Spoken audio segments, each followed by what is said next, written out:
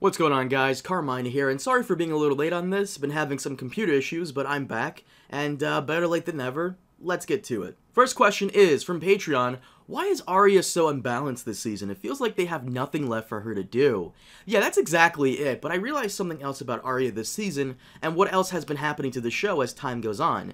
The reason the books work so well is because it's one guy with one vision writing the whole thing. The show, on the other hand, is not one person writing it. It's multiple people, and even more so, multiple people directing it as well. For example, if you look it up online, you can see that in the first episode, Dragonstone, it was written by showrunners Dave and Dan, and directed by Jeremy Podeswa, while episode 2, Stormborn, was written by Brian Cogman and directed by Mark Mylod.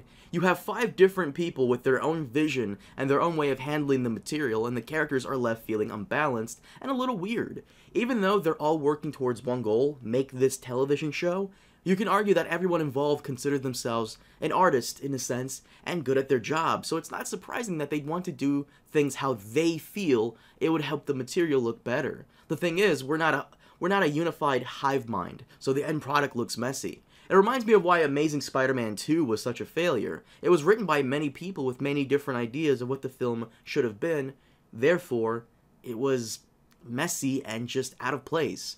Kind of like, let's say you're going to a party or a wedding and you want your friends to help you, get ready, and they want to dress you up in how they think you would look good. So you have one friend wanting to put on clown shoes on you. You have one friend wanting to put on a weird wig on you. You have one friend wanting you to have nipple clamps, and by the end of it, you'll just look like some weird Star Wars background extra. Next question from Facebook, and they ask, so does this mean that Jon is the rightful king of Westeros? Yeah, it's kind of looking that way, which is weird because the whole line of succession thing has been done away with, and everyone who is in power now shouldn't be in power. Not only that, but the books are written as an anti-war and anti-establishment type of story with some feminism sprinkled in here and there. Jon being the rightful king of Westeros definitely feels like show fluff, and it makes his character bland and just boring. I mean, the guy has everything going for him, and now he's the rightful monarch? What next? He has a 12-inch cock, he can fly and shoot laser beams out of his eyes. Like, Jon falls into the whole cliche of the chosen one we've seen time and time again, but he has literally so much going on for him that it's just ridiculous. Like, even Jon fans, you guys have to admit that he's way too overpowered now as a character. Not only has he beaten a White Walker, but he has a gorgeous dragon lady in love with him, and a magical sword, and everybody likes him, and is the king of the North, and he came back from the dead, and got his revenge on those who wronged him, and he's good looking with no visible imperfections. Jon Snow is basically the overpowered character we'd all create in our heads whenever we're making our own characters for the ultimate fantasy adventure, He's gotta be athletic, muscles, not too much muscles, magic sword, giant wolf he can ride into battle, he gotta have a cool scar over his eye. It's like, he really doesn't. We like Game of Thrones because Game of Thrones feels like people that we could all relate to, Tyrion is a dwarf, but he's a cool dwarf with, intelligence. Theon is a guy that has daddy issues. Some of us have that, Arya is the tomboy in a world where she's supposed to follow gender roles, but, she's the rebel. Like, we can all relate to a lot of this stuff. And here comes Jon Snow, who's just perfect. It's just kind of lame. But yeah, sorry about that rant, yes, it does look like he is the rightful ruler. Next question from Twitter, why do you hate Jon and Dany getting together? It seems perfect. Because it doesn't seem earned. We discussed this on the latest episode of the podcast, but Jon and Dany seem like the same person on screen. It's just kind of meh.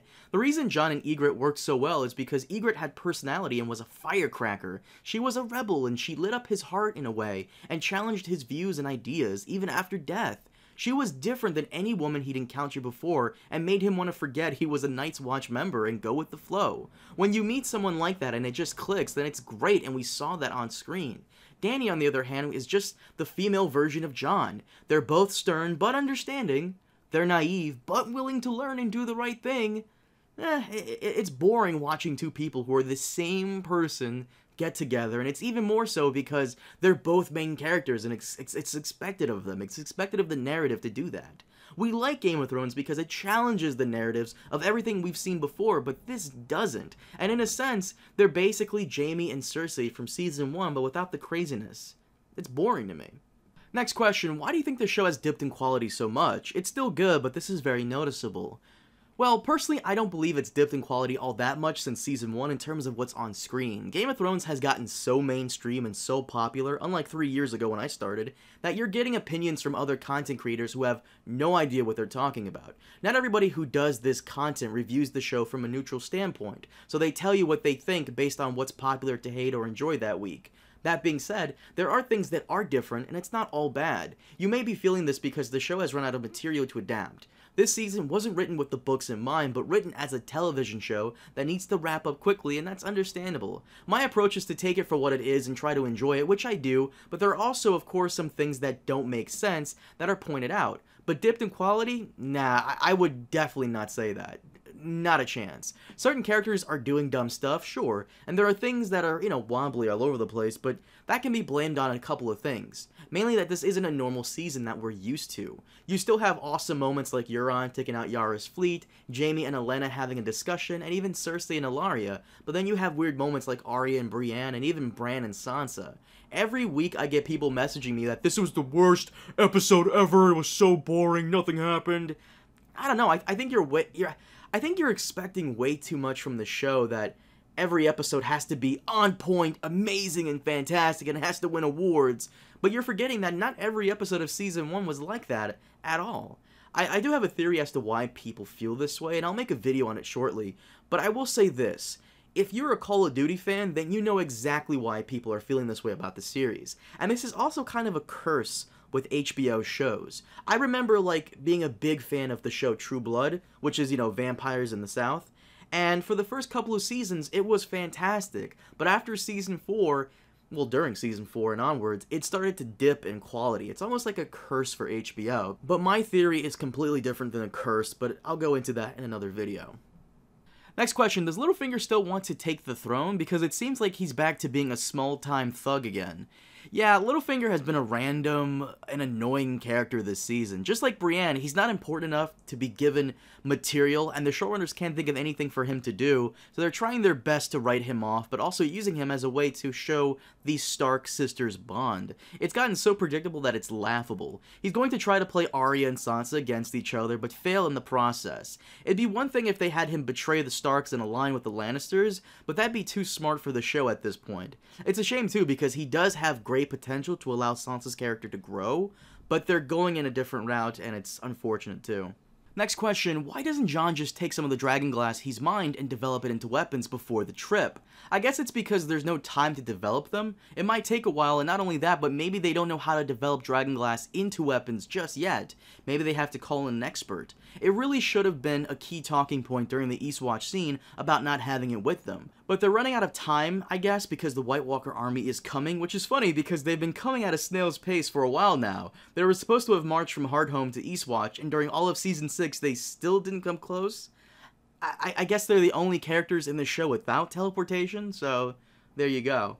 And finally, last question, is there any way Cersei can still win this war? There is. Dragons didn't defeat the Masters during the insurrection of Meereen. Impatience did. All the leaders had to do was sit back while those masked jerks killed people and waged a shadow war on the Unsullied. It was working. Dragons count for nothing when you don't know your enemy. Cersei can win against Dany in the long run if she loses the throne by doing what the Masters did to Dany in Meereen. Except don't answer a call for a truce or whatever. Stay ignorant, tell her, I don't know what you're talking about, and stay away, which is something the Masters didn't do, and instead of sending an emissary to treat with Tyrion, Missandei, and Grey Worm, they went themselves. Also, based on what Qyburn said, they are aware of Drogon being weakened by spears during the fighting pits of Meereen. This led him to create the Scorpion device. Okay, then all you have to do is make more of them. Drogon wasn't weakened by one spear. They used one, and it worked.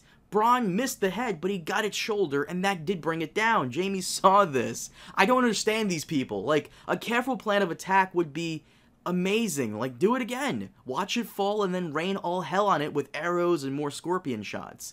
These things work, which is why I don't get why they're so afraid. Yeah, she has 3 dragons, so make 50 of these things for every dragon she has. Line up the battlements with them, or maybe a giant net. Hell, even a wildfire explosion can take Dany out as soon as she sets foot in the throne room. She may be immune to fire, fine, but she isn't immune to explosions or being crushed to death by debris. There are so many ways you could destroy her, it's comical. But guys, that is it for today. Leave your thoughts below, and as always, be sure to like the video if you enjoyed, subscribe if you haven't already, and I'll see you all next time. Baba Booey.